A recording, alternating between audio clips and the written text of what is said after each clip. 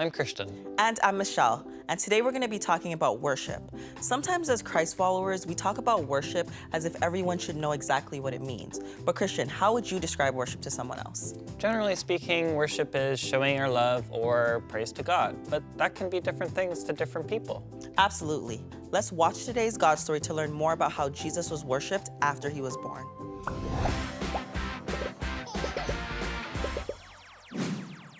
The wise men brought gifts to baby Jesus.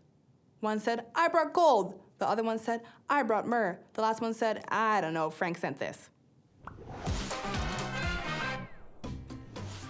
Hi guys, I'm Charissa, and I'm so glad to be back with you again, and I want to tell you a story. There was this one time, I was on a youth retreat with my church, and during the worship service, they played this song that was so great, and me and all my friends and everyone who we were with, we just started singing and dancing and cheering, and we just got so sweaty and so hot because we were having so much fun worshiping God together, and it was one of my best memories. Worship is one way that we can show God how much we love Him, and we can do this in so many different ways. God's kingdom is really different than any kingdom we've ever seen on earth. We'll see kings, they'll rule for a few years in like a country here or a country there, but God's kingdom lasts forever, and it is way more amazing than any kingdom we've ever seen. Because we know that Jesus is such an amazing king and that God is so good, we can worship Him with everything we have. And that brings us to our big idea. Let's worship King Jesus. So we started this series talking about a guy named Daniel and a kingdom that would last forever. And this king would have all authority, all glory, and a kingdom. And that's right, you guessed it, this guy is Jesus. We learned that Jesus came from a long line of people who were waiting for this promised king. Last time we learned about Mary and Joseph, learning that Jesus was going to be their son, and about his amazing birth. After Jesus was born, wise men from the east came to Jerusalem. Now, do you remember the wise men who served the king in Daniel's story? Well, these guys would have been really similar. The wise men asked, "Where is the child who's been born to be king of the Jews? We saw his star and we have come to worship him." Now, when King Herod heard this, he was so upset, because if another king was born, that means it's going to threaten him being king. So he called together all the chief priests of the people and the teachers of the religious law. He asked them where the Messiah, the rescuer, and the king was supposed to be born. Let's read what they said. "In Bethlehem in Judea." They replied, "This is what the prophet has written. He said, 'But you, Bethlehem, in the land of Judah, are certainly not the least important among the towns of Judah. A ruler will come out of you. He will rule my people Israel like a shepherd.'"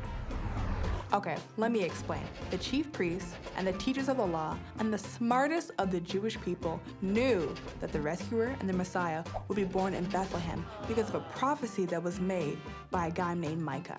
When Herod discovered this, he called the wise men to meet him in secret. He found out when the star appeared and sent them to Bethlehem to go find the child. He told them that when they found the baby to report back to him because he wanted to worship him too. But that was just a lie. He didn't want to worship the baby, he wanted to get rid of the baby.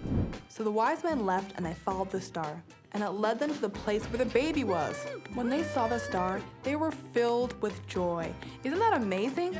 So the wise men showed up at the house. But wait, most of the time we see the wise men showing up to the manger. But really, by the time they got there, Jesus was already a small child. So when they got there, they saw the child with his mom, which was Mary, and they bowed down and worshipped him. They opened up the treasures they brought him: gold, frankincense, and myrrh. Now back then, gifts like that were meant to honor a king. Gold, frankincense, and myrrh. Even in the gifts they were bringing, they were showing how much they were honoring Jesus as king. Now wait, I can't forget to mention, they didn't end up going back to King Herod to report. They went to their own countries, because God had warned them in a dream not to go back to Herod. Even though the wise men didn't fully know who Jesus was, they knew he was somebody important, an important king. They actually knew this before most people. And what did they do? They came to worship him. You know what? I think this is a great example of how we should live too. So in this coming year, let's do that. Let's worship King Jesus. Guys, thanks for hanging out with me today, and I can't wait to see more of you in the brand new year. I find it fascinating that the wise men knew where Jesus would be born, even though they didn't have the internet or a map. They found him in very simple circumstances and not where a typical king would be born, like a palace or a place like that. They trusted the star and gave Jesus gifts that were meant for a king. Yeah, they worshipped him with gifts without even fully understanding who he was. Well, we may not have gold or myrrh, but we can worship Jesus with what we have. Yeah, it could be in the way we live or the way we love people. We looked at the way that some of our friends worship Jesus, and just a heads up, you might recognize some of these stories. Watch this. I don't know about you, but growing up, I always thought of worship as singing songs or playing music. As I grew older, I realized that I can actually worship God through the way that I live. I can worship God through anything that I do. And I was thinking about the people who have previously shared their stories with us. People like Nathan, and how he worships God through the things that he does. Let's watch this. I definitely feel a connection with God when I cook, because that's where my creativity comes from. My passion, my talent for cooking comes from God.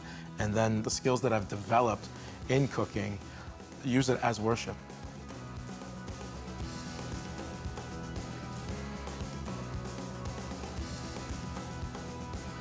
I just believe that God smiles down when you're using all your talents, whatever it is.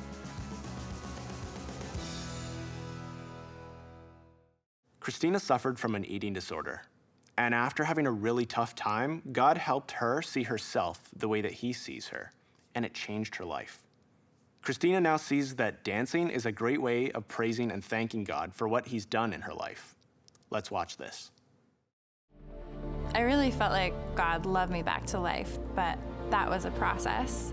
And, I really felt there were many steps in that and many challenges. Like I had to stop dieting and just let go of trying to be this perfect weight. I had to stop criticizing my body out loud and, telling myself I'm fat and telling myself, I need to lose weight. And I really noticed a difference when I let go of those things. When I stopped that negative talk, I felt freer, lighter.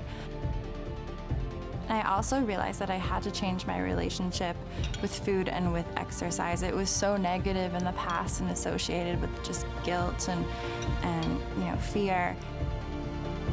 And I really started to see it differently as worship and as enjoyment. And God just gave me the grace to enjoy those gifts that he gave us and to just really live life to the fullest. It was a long journey, but when I look back, as dark as the darkness was and as destructive as the self-hatred was and believing those lies, the love of God and the truth that set me free was even more powerful and did more in my life than I could ever imagine. God says that he gives us beauty instead of ashes and instead of sadness. Our joy can be double portion, and I've definitely experienced that. And the future is way brighter than the past. Jordan is a rapper and uses words and music to show his love for Jesus. You don't want to miss this. For a long stretch of my life, I believed I didn't have a story. Not only has God opened my eyes up to see the truth that I play an important role in his story, but he's also given me a platform through my gifts to share my story with others.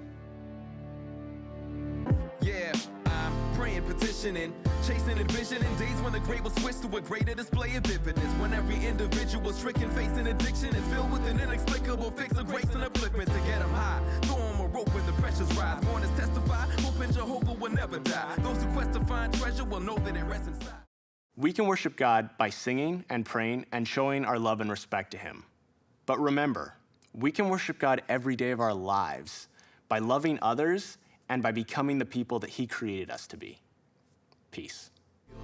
Yo, Jay, tell them what we doing, man. I'm dreaming. My homie gon' get saved, cause I know he's coming back again. I'm dreaming. That was awesome. Nathan worships God through cooking, Christina worships him through dance, and Jordan uses music to worship God. Yeah, we can all use our own gifts and talents to worship God in our own ways. Well, let's break into our small groups and see how this looks in our own lives.